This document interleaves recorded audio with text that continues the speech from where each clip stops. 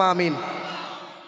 মুসলমানের ছেলেরা, এ নওজোয়ান যুবকেরা, মুসলমান হয়ে কোরআন পড়তে পারলাম না, মুসলমান হয়ে কোরআন শিখতে পারলাম না। খবর নিয়ে দেখা যাও, খবর নিয়ে দেখা যাও। বাংলাদেশের একটা বামুনের কথা বারবার বলি, ইউটিউবে অহরহ ছাড়া আছে। বাংলাদেশে বাড়ি, বাবার নাম শশীকান্ত ভট্টাচার্য, ছেলেটার নাম সুশান্ত ভট্টাচার্য। ঢাকা বিশ্ববিদ্যালয় থেকে AA কমপ্লিট করে নিয়েছিল, চাকরির তালাশ করে করে বেড়ায়, চাকরি যখন পাওয়া যায় না, বাবা বলেছিল যজ্ঞ করে গলায় পইতে ঝুলিয়ে নাও, আমি যেমন বামুন হয়েছি তুমিও বামুন হয়ে যাবে। বামুনের বেটা বামুন হয়, আর পীরের বেটা পীর হয়। এই সুবহানাল্লাহ বলিও না। এই ওরা বলছে আমার নাতি পীর, আমার পুতা পীর, আমার 14 গোষ্ঠী পীর। কে বলেছে পীরের বেটা পীর হয়? রিক্সাওয়ালা পীর হতে পারে, ব্যবসায়ী মানুষটা পীর হতে পারে, চাষি মানুষটা অলি হতে পারে, যে কেউ আল্লাহর অলি হতে পারে। হিন্দুদের নিয়ম হলো বামুনের বেটাই বামুন হবে, বামুন ছাড়া মন্দিরে উঠতে পারবে না, বামুন ছাড়া দুর্গা পুজো কেউ করতে পারবে না। বাপ রিক্সা চালক, ছেলে আলেম হয়ে আপনার গ্রামের ইমামতি করে, গোটা গ্রামের মানুষ তার পিছনে নামাজ পড়ে।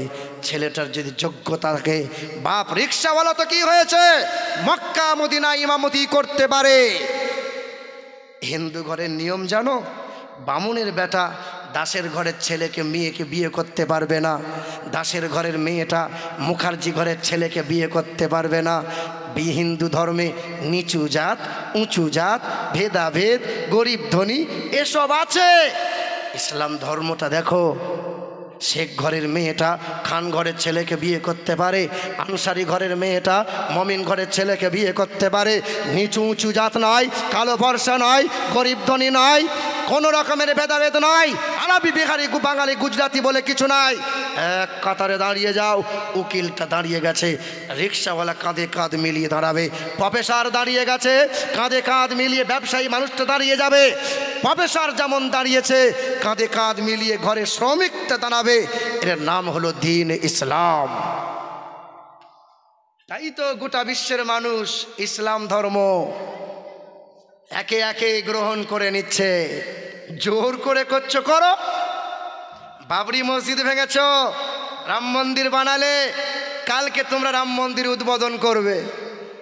1.5 লক্ষ টাকার লাড্ডু নিয়ে গেছো, 400 কেজি ওজনের তালা বানিয়েছ, কয়েকশো লিটার তেল ঢেলে প্রদীপ জ্বালিয়ে কাল দাউ দাউ করে জ্বলে গেল। আর 3000 কেজি গোবর দিয়ে ধূপ বানালে, রাম মন্দিরে জ্বালাবে, জ্বালাও। আল্লাহ ছাড় দেয়, আল্লাহ ছেড়ে দেয় না। আল্লাহ বলছেন ওয়ালা তাহিনু ওয়ালা তাহজানু ওয়া আনতুমুল আলাউনা ইন কুনতুম মুমিনিন। দুঃখ তোরা করবি না, সাহস তোরা হারাবি না। ওদের হাতে ক্ষমতা, ওদের হাতে প্রশাসন, ওদের হাতে অস্ত্র, ওরা যা চাইছে তাই করে যাচ্ছে। একদিন এমন একটা সময় আসবে, মা বলে ডাকার সুযোগ পাবে না। হ্যাঁ, এ শিক্ষিত মুসলমান সুধী মানুষেরা, এ আমার বাবাজিরা, ভাইরা আমার, জালিম আবরাকা বাদশা নাম শুনেছেন আপনারা? কাবাঘর ভাঙতে গিয়েছিল, হস্তবাহিনী সৈন্য সিপাহী নিয়ে কাবাঘর ভেঙে গুঁড়িয়ে দেবে। আব্দুল মুত্তালিব কাবাঘরের মতোয়াল্লি ছিল, হাতটা গুটিয়ে নিয়ে আল্লাহকে বলেছিল, আল্লাহ আমার ক্ষমতা নেই, তোমার ঘর তুমি রক্ষা করে নাও। আল্লাহ বলেছিল, আব্দুল মুত্তালিব সরে যা, মানুষের সহযোগিতা চাই না, ফেরেস্তা দিয়ে কাজ আমি নেব না, ছোট ছোট পাখি দিয়ে নেব। আসমানে ঝাঁক আবাবিল পাখি, এ আবাবিল, পৃথিবী থেকে কাঁকড় তুমি মুখে তুলে নাও। 2 গ্রাম 4 গ্রামের কাঁকড় মুখে তুলে নিয়েছিল। আমি আল্লাহ পাকের অর্ডার করে দিয়ে, আল্লাহ পাক যখন অর্ডার করে দিলেন, ওই 5 গ্রামের কাঁকড়টা আকাশ থেকে পড়তে লাগলো। জমিনে পড়তে দেরি, 5 গ্রামের কাঁকড় 5 কুইন্টাল বানাতে আল্লাহর দেরি হয় নাই। বেঈমানগুলোকে ধূলিসাৎ করে দিয়েছে। যে আল্লাহ জালিম বাদশাকে কাঁকড় দিয়ে সরিয়েছে, সে আল্লাহ আছে না নাই? যে আল্লাহ নূহ নবীকে মহাপিলা বন থেকে নাজাত দিয়েছেন, ওই আল্লাহ আছে না নাই? ইউসুফ নবীকে যে আল্লাহ উদ্ধার করেছেন, সে আল্লাহ আছে না নাই? যে আল্লাহ ইউনুস নবীকে মাছের পেট থেকে নাজাত দিয়েছেন, ওই আল্লাহ আছে না নাই? আছে। আল্লাহ যদি পারেন, আল্লাহ যদি চান, সেকেন্ড সময় লাগবে না। হ্যাঁ, কিন্তু আমার আল্লাহ পাক বলে, বান্দারে ইউনিটি তৈরি কর, একতা হ, আমার রশিকে শক্ত করে ধর, দলবাজি করিস না। জাতি যখন মার খায়, আমরা তখন বিবি তালাকের ফতোয়া নিয়ে দৌড়ে বেড়াই। কষ্ট হচ্ছে আপনাদের, রাগ হচ্ছে, ঠান্ডার সময় বুঝতে পারছি কষ্ট হচ্ছে, তবু বসে আছেন আপনারা। কতজনা এসেছে, কতজনা চলে গেছে। মুসলমানের ছেলেরা, নওজোয়ান যুবকেরা, ওই বামন ঘরের ছেলে বাবার সামনে বলেছিল, বাবা তুমি আমাকে যোগ্য করে গলায় পইতে ঝুলিয়ে দিলে, সকাল সন্ধ্যা আমি বেদ পড়ি, রামায়ণ পড়ি, মহাভারত পড়ি, পড়তে পড়তে দেখতে পাই নিরিপলিঙ্গচ্ছিদ দৃশ্য নাম আম সন্তা সরতি শতপতি মার মেঘে সুন্দরম ও নমো ইন্দ্র জোনা উপস্রোত নামে নানা সংসার ভবিষ্যতে। পৃথিবীর জমিনে আসবেন একজন জগৎগুরু, লিঙ্গচ্ছেদ অবস্থায় পৃথিবীতে আসবেন। আমার দাঁড়িয়ে আছে, টুপি আছে, চায়ের দোকানে চা খাচ্ছি, আর আমাকে একজনে বলছে কাটোয়া, কাটোয়া। কাটোয়া মানে বোঝেন? কাটোয়া মানে বোঝেন? মুসলমানদের খাত না করা থাকে, তাই ব্যঙ্গ করে ওরা কাটোয়া বলে। দিল্লির সংসদে দাঁড়িয়ে মুসলমানকে টার্গেট করে বলেছিল কাটোয়া, অথচ জানে না আমেরিকার দেশের বিখ্যাত বৈজ্ঞানিক 7 বছর রিসার্চ করেছিল ডক্টর হোবেন। 7 বছর রিসার্চ করার পরে পাদ্রীগুলোকে বলেছিল, হ্যাঁ খ্রিস্টান ধর্মের পাদ্রীরা, শিশুকালে বাচ্চাদের খাতনা করে দাও। 7 বছর রিসার্চ করে দেখলাম মুসলমানদের লজ্জা স্থানে 4টি রোগ হয় না। একটা হলো ক্যান্সার, একটা হলো এইডস, একটা হলো গনোরিয়া, একটা হলো সিফিলিস। 4টে রোগ না হওয়ার কারণ হলো ছেলেরা মেয়েরা পেশাব করে পানি নেয়, আর শিশুকালে ছেলেদের খাতনা করে দেওয়া হয়। এই দুটো কারণে 4টে রোগে আক্রান্ত হয় না। পৃথিবীর বড় বড় বৈজ্ঞানিকরা, খ্রিস্টান ধর্মের অনুসারীরা আজও বাচ্চাদের ছোটবেলায় খাতনা করে দেয়। আমার চোখের সামনে দেখা, আমি হয়েছি মৌলবি, সে হয়েছে বামুন। 22 বছর বয়সে তার চামড়া কাটতে হয়েছিল, এখন গলায় পইতে নিয়ে বামুনগিরি করে বেড়াচ্ছে। কত শতজনা হিন্দু ভাইদের চামড়া কাটতে হয়েছে। কি বলছেন বলুন? না, হাসির নয়। যারা অজ্ঞ তারা মুসলমানদেরকে ব্যঙ্গ করে, ওরা ধর্মগ্রন্থ পড়ে না। নৃপ লিঙ্গচ্ছিদ দৃশ্য নাম কোটি আম সন্তা সরতি শতপতি। মুসলমানের ছেলেরা, বামুন ঘরের ছেলেটা বলেছিল, বাবা আমি বেদ রামায়ণ পড়ে দেখতে পেলাম অন্তিম মহামানবের কথা লেখা আছে। ও বাবা তুমি যদি আমাকে অনুমতি দাও, ইসলাম ধর্মের মহাগ্রন্থ আল কোরআনটা পড়তে চাই। বাবা বলেছিল, না না, বাইবেল পড়ো, জান্দাবাস্তা পড়ো, রামায়ণ পড়ো, কিন্তু কোরআন যেন পড়িও না। কারণ কোরআন পড়লে তুমি টিকে থাকতে পারবে না, ইমানদার হয়ে যাবে। বাবা বারবার নিষেধ করে। ছেলে যখন শুনলো না, বাবাকে বলছে, বাবা তোমরা মুসলমানদের এত ঘৃণা করো? এই দেশের মাটিতে পাঞ্জাবিরা বাস করে, মাথায় পাগড়ি বাঁধে, লম্বা দাড়ি রাখে, পাঞ্জাবি পরে। পাঞ্জাবিদেরকে দেখে কেউ ব্যঙ্গ করে না? টুপিওয়ালা দাড়িওয়ালা দেখলে পরে কেন এক শ্রেণীর এত ব্যঙ্গ করো? কেন? কারণ ওরা চায় মুসলমান এদেশ থেকে চলে যাক। ওরা জানে না এই দেশের মাটিতে সবচেয়ে রক্ত আর জীবন দিয়েছি আমরা মুসলমানেরা, সবচেয়ে বেশি দিয়েছি আমরা। এখনো ইন্ডিয়া গেটে মোটা মোটা করে লেখা আছে 92,000 স্বাধীনতা সংগ্রামীদের নাম, সবচেয়ে বেশি যাদের নাম লেখা আছে 62,000 সব দাড়িওয়ালা মুসলমান। তারা মিসাইল দিয়েছে কারা? মুসলমান। তাজমহল দিয়েছে কারা? মুসলমান। লাল কেল্লা দিয়েছে কারা?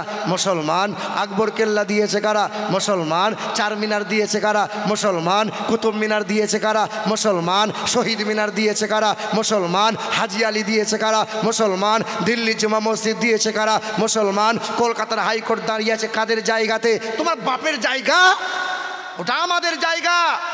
কলকাতার মোহনবাগানটা দাঁড়িয়ে আছে আমাদের জায়গায়, ইডেন গার্ডেন খেলার মাঠটা মুসলমানদের জায়গা, নেতাজি ইন্ডোর স্টেডিয়ামটা মুসলমানদের জায়গা, কলকাতা বিমানবন্দরে 46 বিঘা আমাদের জায়গা, কলকাতা টালিগঞ্জ শহরটা 382 বিঘা আমাদের মুসলমানদের জায়গা, কলকাতায় 14 তলা নবান্ন দাঁড়িয়ে রইল আমাদের জায়গায়, স্কুলে সাইকেল দেওয়া হয় আমাদের টাকায়, ইমাম ভাতা দেওয়া হয় আমাদের টাকায়, কন্যাশ্রী দেওয়া হয় আমাদের টাকায়, কি নাই কি আমাদের? হতে পারে ভারতবর্ষ হিন্দুস্তানের মাটি, মুসলমানের রক্ত দিয়ে এই দেশে হয়েছে খাঁটি, ইংরেজদের তাড়িয়ে আনিল যারা ভারতের স্বাধীনতা, মুছে গেল ইতিহাস হতে আজ তাদেরই কথা, ক্ষুদিরাম বাদল বিনয় দীনেশ প্রফুল্ল চাকি এরাই জেনেছে স্বাধীনতা, আর কেউ আনেনি নাকি? চারিদিকে দুশ্মন, ভেঙো না মন, সাহস জমিয়ে রাখো বুকে, ইমান জিন্দা করে জিহাদের হুঙ্কারে পরাজিত করো আজ শত্রুকে। চারিদিকে গাদ্দার ভিনদেশি তাবেদার, সজাগ দৃষ্টি রাখো সবে, সকল মির্জাফর বিদেশি গোলাম চোর রুখতে তাদের আজ হবে। অনেক দামের দেশ, রক্ত ঘামের দেশ, মায়ার বাঁধন বড় বেশি, হিন্দু মুসলমান বৈধ বা খ্রিস্টান আমরা সকলেই তো ভারতবাসী। কেন এত সংঘাত, কেন কিসের বিবাদ? ভাই ভাই রাখো হাত হাতে, সমরে পক্ষপাতী হয়েছি ষষ্ঠ জাতি, নজির দেখাও আজ দুনিয়াতে। ভারত আমাদের সবচেয়ে বেশি অবদান। এই বাবাজিরা ভাইরা আমার, কোন কথা বলছিলাম গো?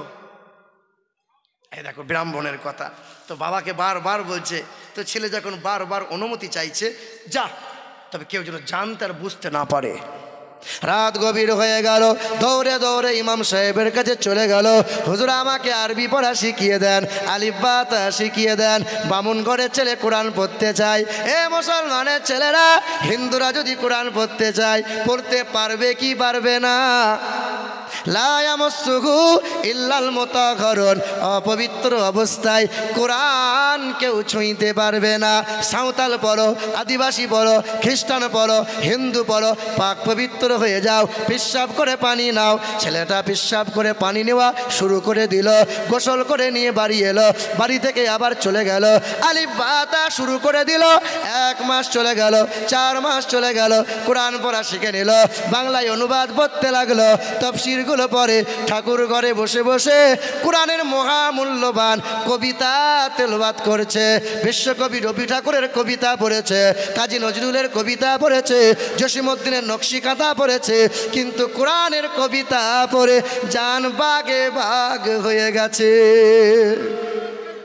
আল্লাহু আকবার। একটু চা না হবে?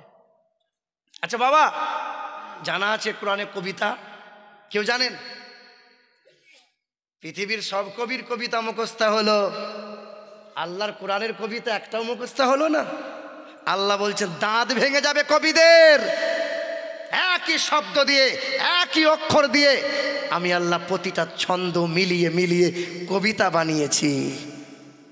দেখেন, ওয়াশ-শামসি ওয়া দুহাহা ওয়াল কামারি ইযা তালাহা ওয়ান নাহারি ইযা জাল্লাহা ওয়াল লাইলি ইযা ইয়াগশাহা ওয়াস সামাই ওয়া মা বানাহা ওয়াল আরদি ওয়া মা তাহাহা ওয়া নাফসি ওয়া মা সাওয়াহা ফাআলহামাহা ফুজুরাহা ওয়া তাকওয়াহা। আল্লাহ ছন্দ মিলিয়ে মিলিয়ে কবিতা দিয়েছেন। সূরা ইয়াসিন পড়ে, সূরা রহমান পড়ে, সূরা ওয়াকিয়া পড়ে, ছেলে সব ভুলে গিয়ে কোরআনকে মোহাব্বত করেছে। আচ্ছা বলেন, কিছুদিন আগে রানাঘাটে একটা মহিলা খুব ভাইরাল হয়েছিল ইউটিউবে, ফেসবুকে, ওই যে কি নাম, হ্যাঁ রানু রানু, গান গেল, ধুয়ে মুছে গেল, আর দেখতে পাওয়া যায় না। তারপরে একজন বীরভূমের একটা এলো মাল, এই দেখো কাঁচা বাদাম, বাদামের এত অত্যাচার, ছোট বলো, বুড়া বলো, ছোকরা বলো, ছুকরি বলো, দেশ বলো, বিদেশ বলো, সবার মুখে বাদাম বাদাম। বাদামের জ্বলনে মোবাইল খোলা যায় না, খুললি শুধু বাদামের খোলা, এত অত্যাচার। আচ্ছা সেই বাদামওয়ালা আছে, গান আছে, আর গান ধুয়ে মুছে গেছে। ওই যে দাড়ি পাকা মুরব্বী মানুষগুলো 40 বছর নামাজ পড়ছে, 50 বছর নামাজ পড়ছে, সুন্নত পড়ে, নফল পড়ে, ইশরাক পড়ে, আওয়াবিন পড়ে, চাষ পড়ে, ওই মানুষটা ফরজ নামাজ পড়ে, যতবার শোনে সূরা ফাতিহা পড়তে হয় কি হয় না? নামাজে দাঁড়িয়ে পড়তে হয় না? আলহামদুলিল্লাহি রাব্বিল আলামিন আর রহমানির রহিম মালিকি ইয়াউমিদ্দিন ইয়্যাকা না'বুদু ওয়া ইয়্যাকা নাস্তাঈন। কোনোদিন মনে হলো না 40 বছর ধরে একই গান শুনছি, পুরাতন হয়ে গেল, রংচংওয়ালা হলে একটু ভালো হয়। 40 বছর ধরে পড়েন, তবু কোনোদিন পুরাতন মনে হয় না। যত মধুর কণ্ঠে শোনেন ততই ভালো লাগে। কোরআন এমন একটা ধর্মগ্রন্থ, যতবার পড়বে ততবার পড়তে ভালো লাগবে।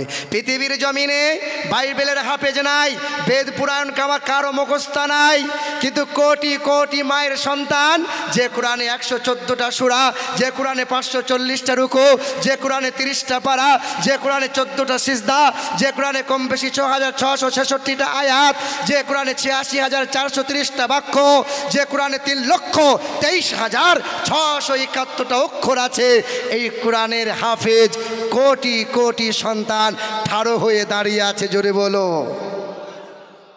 হ্যাঁ, এটা এমন একটা কিতাব। বাবাজিরা, ভাইরা আমার, এ সোনার টুকরো বন্ধুরা, বামন ঘরের ছেলে ঠাকুর ঘরে বসে বসে কোরআন পড়ে। পাড়ার মানুষ শুনতে পাচ্ছে যে ঠাকুর ঘরে বসে বসে কোরআন চলছে। কানাকানি শুরু হয়ে গেল, মায়ের কানে গেল।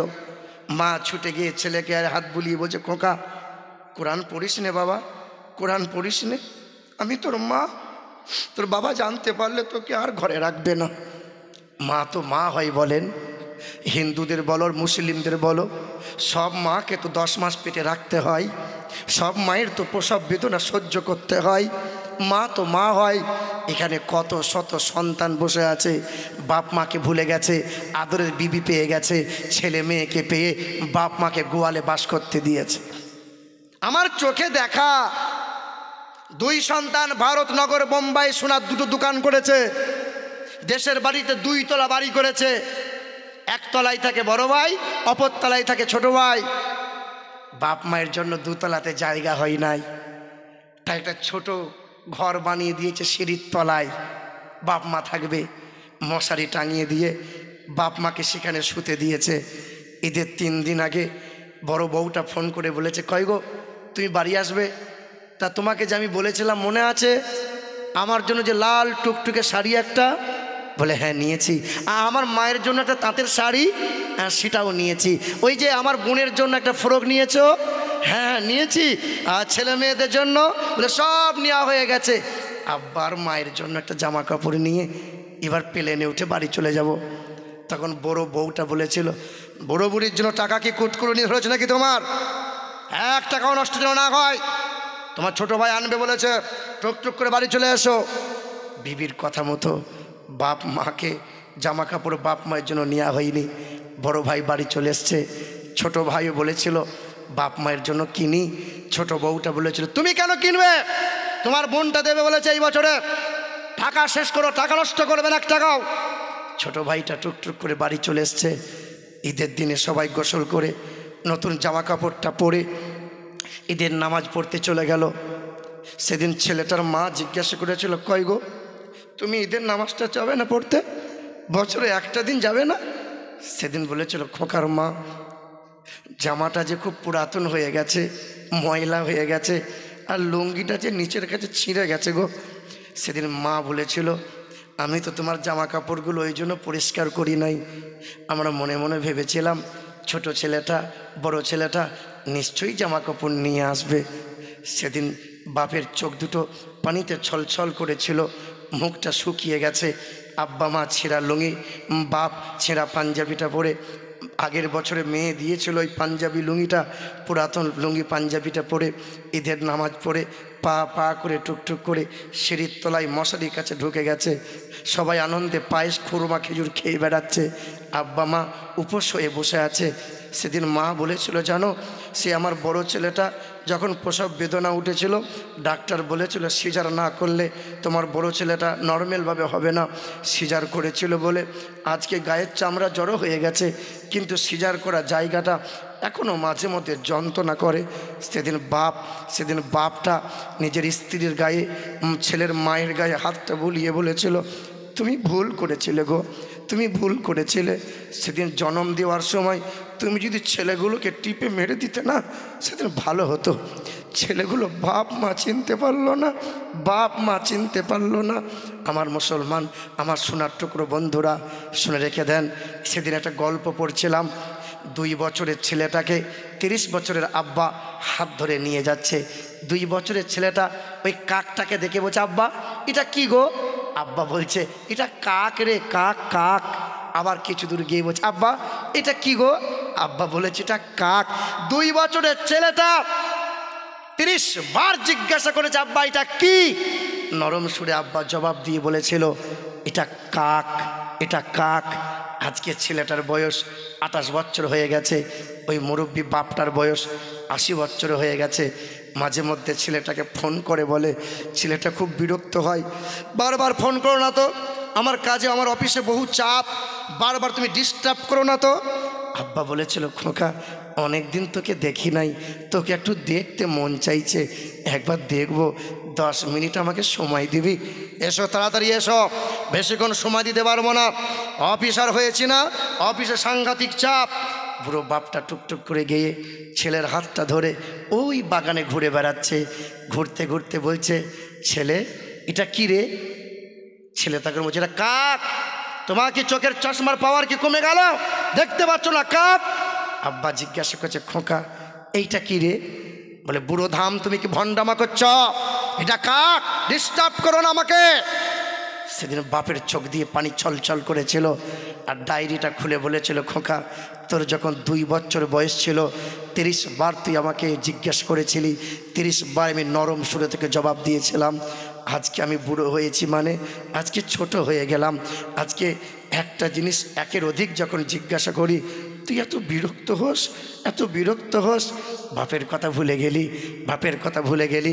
এখানে কত শত সন্তান বসে আছে, ওয়াজ নসিহত শুনেছে, গজল শুনে মাতোয়ারা হয়ে গেছে। তুমি কুলাঙ্গার সন্তান, তোমার মতো ছেলে মরে যায় না কেন? যে বিবির জন্য বাপ মাকে খেতে দেয় না, যে ছেলে মেয়ের মায়ায় পড়ে বাপ মাকে শুতে দেয় না, বাপ মায়ের জন্য কথাবার্তা বন্ধ করে দেয়, লজ্জা করা দরকার। তোমার মনে নেই বলো, তোমার মনে নেই মায়ের যখন প্রসব বেদনা উঠেছিল, মা রক্তের বন্যায় শুয়ে আছে, তোমার মতো বাচ্চাটা প্রসব হয়েছিল, দাইমা বলেছিল তোমাদের ঘরে একটা সন্তান হয়েছে গো। নানি দাদি সবাই খুশিতে আত্মহারা হয়ে বাচ্চাটাকে কোলে নিয়েছিল। মা মাথার চুল থেকে পায়ের নখ পর্যন্ত রক্তের জমাট বেঁধেছিল। মা শুয়ে শুয়ে বলেছিল আমার মানিকটাকে দে না রে, দে না। সেদিন সোনার মানিকটাকে বুকে নিয়েছিল, বুকে নিয়ে তুমি নিঃস্ব ছিলে, তোমার বলার ক্ষমতা ছিল না, ধরার ক্ষমতা ছিল না, তোমার চলার ক্ষমতা ছিল না, তুমি নিঃস্ব ছিলে। সেদিন মা বুকে নিয়ে নিঃস্বার্থে তোমাকে সর্বপ্রথমে বলেছিল আব্বা আব্বা। তোমাকে নিঃস্বার্থে তোমার বাপ তোমাকে আব্বা বলে ডেকেছিল। আরে ছেলে তো আব্বা আব্বা করে অর্থের জন্য, আরে ছেলে মেয়ে তো বাপ মা করে স্বার্থের জন্য। নিঃস্বার্থে তোমাকে আব্বা বলে ডেকেছিল, যে সে ছিল তোমার মা, সে ছিল তোমার আব্বা। সবাই যখন খেতে বসেছিলাম, মাও খেতে বসেছিল, ছোট ভাইটা পায়খানা করে দিয়েছিল, আমরা মুখে কাপড় দিয়ে লজ্জায় ঘৃণায় দূরে সরে গেছি। মা খাবারের থালাটা সরিয়ে দিয়ে ছেলেটাকে ভালো করে পায়খানা করিয়ে পরিষ্কার করে আবার কোলে তুলে নিয়েছিল। সেই মাকে তুমি ভুলে গেছো বলো? একটা সন্তান মায়ের স্তনে 30 মাস দুগ্ধ পান করে, একটা সন্তান প্রতিদিন 8 বার দুগ্ধ পান করে, প্রতিদিনে একবারে 250 গ্রাম করে দুগ্ধ পান করে, মানে প্রতিদিন 2 কিলো করে দুগ্ধ পান করে। একটা সন্তান 30 মাস দুগ্ধ পান করে মানে একটা সন্তান 1800 কেজি মায়ের স্তনে দুগ্ধ পান করে। তুমি ভুলে গেছো ওই হিসাব, তুমি ভুলে গেছো। তুমি এখন ব্যাংকের হিসাব ধরেছো, জমি জায়গার হিসাব ধরেছো, তোমার মায়ের হিসাবটা ভুলে গেলে। তুমি ভুলে গেলে বলো? ভুলে যেও না আমার সোনার টুকরো বন্ধুরা। সেই দিন তোমার সর্দি হয়েছিল, তোমার অসুখ করেছিল, তোমার মা বাপ গরিব ছিল, তোমাকে কোলে করে নিয়ে মা বাসে উঠেছিল। বাসে উঠে যাওয়ার সময় মা দেখছে ছেলে চিৎকার করে কেঁদে উঠেছে। মা বুঝতে পেরেছে ছেলের ভাষা, আমার ছেলেটা দুগ্ধ পান করতে চায়। বাসের সবার আড়ালে কাপড়টা ভাঁজ করে, কাপড়টা এইভাবে আড়াল করে স্তনে বাচ্চার মুখটা লাগিয়ে দুগ্ধ পান করিয়েছিল। সে তোমার মা। ছেলের দুগ্ধ পান করাতে গেলে দেরি হলে ছেলের কষ্ট হবে। আজকে বাপ মায়ের কষ্ট হয়, তুমি ছেলে হয়ে বুঝতে পারো না বলো? আজকে তো বাপ মায়ের কথা ভুলে গেলে, আমি ভুলে যেতে পারি নাই। টাকা হয়েছে বলে আজকে গরিবী হালত ভুলে গেছো। আমি গরিব ঘরের ছেলে, আমার বাপ ঠিক মতো খাবার জোগাতেও পারতো না, এত অভাবী সংসার ছিল। ঈদের আগের দিনে আমি আমার মাকে গিয়ে বলেছিলাম, মা, ও মা, আমার জন্য নতুন জুতা আর জামা কাপড় কিনে দাও না গো মা। সেদিন মা বলেছিল, তোমার আব্বাকে বলো। আমি বলেছিলাম, আব্বাকে ভয় লাগে, তুমি একটু বলে দাও না। মা কি করেছিল, আব্বার হাতটা ধরে টানতে টানতে ঘরের আড়ালের দিকে নিয়ে গেছে, কেউ যেন জানতে বুঝতে না পারে। আব্বার হাতটা ধরে বলেছিল, তোমার ছেলেটা একজোড়া জুতা আর জামা কাপড় চাইছে, একটু ব্যবস্থা করে দাও না। সেদিন আব্বার চোখ দুটো পানিতে ছলছল করেছিল আর বলেছিল, তুমি তো জানো 3 মাস ধরে ঘরে বসে আছি, কাজ নাই, কি করে আনবো বলো। মা হাতটা ধরে বলেছিল, ঋণ করো, ধার করো, ছেলেকে কষ্ট দিও না। আমার আব্বা সকালবেলায় ফজরের নামাজটা পড়ে, ইশরাকের নামাজটা পড়ে পা পা করে ধনির বাড়ির সামনে গিয়ে বলেছিল, বাবু 200 টাকা দেবেন বাবু, দেন না, ছেলেটার জন্য জামা কাপড় জুতা কিনবো। 200 টাকা ধার করে নিয়ে 3 দিনের কাজের বিনিময় 3 দিন কাজ করে শোধ করবে। 200 টাকা নিয়ে এসছে, জামা কাপড় জুতা হয়েছে। ঈদের দিনে গোসল করে জামা কাপড়টা পরেছিলাম, নতুন জুতাটা পরে আব্বার হাতটা ধরে ময়দানের দিকে চলে যাচ্ছি, ঈদের মাঠের দিকে যাচ্ছি। আব্বার পায়ের দিকে তাকিয়ে দেখি, একবার নিজের পায়ের দিকে তাকিয়ে দেখি, আমার পরনে নতুন পোশাক, আমার পায়ে নতুন জুতা, আর আব্বার পায়ের জুতাটা ছিঁড়ে ছিঁড়ে অর্ধেকটা হয়ে গেছে। আব্বার হাতটা টেনে ধরে বলেছিলাম, আব্বা, ও আব্বা, তুমি নতুন জামা কাপড় পরবে না, পরবে না? সেদিন আমার আব্বাটা না মিথ্যে বলেছিল, সেদিন আমার আব্বাটা না মিথ্যে বলেছিল। সেদিন আমার আব্বা আমার সামনে হাসি ফুটিয়ে বলেছিল, নতুন জামা কাপড়গুলো আলমারিতে ভরে রেখে দিয়েছি, কদিন পরে পরবো। আমি তো বুঝতে পারি নাই। ঈদের দিনে নামাজটা পড়ে আসার পরে মায়ের আঁচল ধরে আমি জিজ্ঞাসা করেছিলাম, মা, তোমারও কি জামাটা, তোমার কি শাড়িটা নতুন হলো না? সেদিন মা কেঁদেছে আর বলেছে, খোকা, সংসারে আর টাকা নাই, একটু লাচ্চা সিমাই কেনার মতো পয়সা নাই। মা তো তার নাম, নিজে না খেয়ে খাওয়ায় যিনি, নিজে না পড়ে পড়ায় যিনি। বাপ তো তার নাম, যে নিজের ইচ্ছেগুলো ত্যাগ করে দিয়ে ছেলের ইচ্ছেগুলো পূরণ করে যিনি। বাপ তো তাকে বলে, মায়ের মাথার ঘাম পায়ে ফেলে রক্তকে পানি করে ছেলের আবদারগুলো পূরণ করে। এক বিন্দু পরিমাণ ছেলেকে কষ্ট দেয় নাই, নিজের জীবন বিলিয়ে দিয়েছে, ছেলেকে কষ্ট দেয়নি। আজকে কত সন্তান বাপ মাকে দূরে সরিয়ে দিয়ে বিবিকে বুকে টেনে নিয়েছে।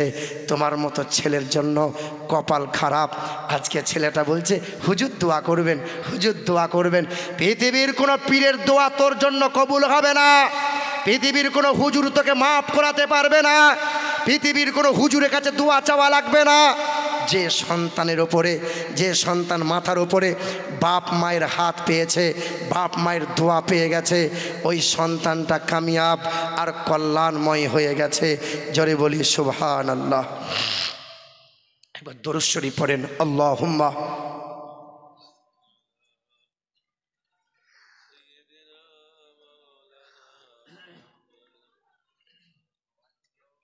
আল্লাহুম্মা সাল্লি আলা মুহাম্মাদিন।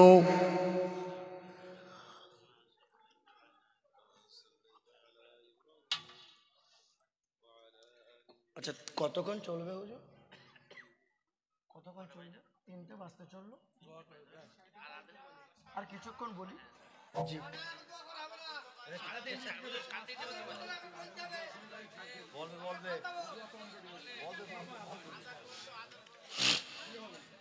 আমার শিক্ষিত বাবাজিরা, ভাইরা আমার, এক দুরূদ শরীফ পড়ি। আল্লাহুম্মা সাল্লি আলা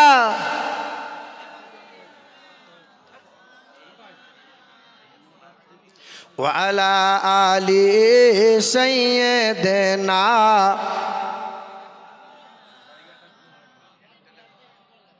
মুসলমানের ছেলেরা, হে নওজোয়ান যুবকেরা, খুব মনোযোগ সহকারে শোনেন। ওয়াজ ভুলে যাবেন না, ওয়াজ ভুলে যাবেন না।